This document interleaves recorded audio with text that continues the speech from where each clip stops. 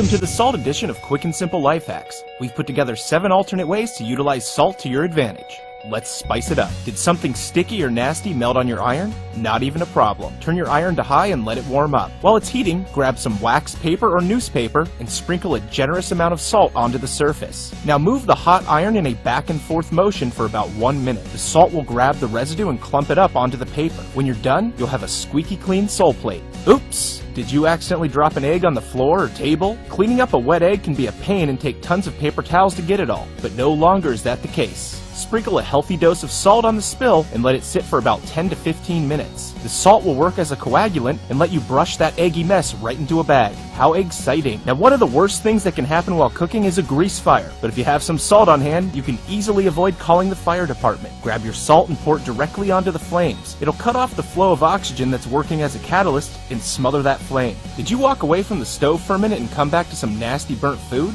The caked on grease and food particles can be a real pain to get off the pan. Here's an easy way to do it without much effort. Cover the inside of the pan with a nice layer of salt and then add a little bit of water. The salt-water mixture will slowly lift off all the grease and food particulate from the pan's surface. After about 10 minutes, you can simply wipe away the debris and move on with your life. Now, maybe after wiping that pan up, you got your sponge a bit nasty. Salt to the rescue once again. Just as the grease was lifted from the skillet, it'll work the same way with the sponge. Fill a container with about 2 cups of water and then sprinkle and dissolve about 1/4 cup of salt directly into it. Place your sponge in and leave it overnight. When you grab it in the morning, it'll leave all the nastiness behind and your sponge again is ready for prime time. Now, what about those hard to clean bathtub stains?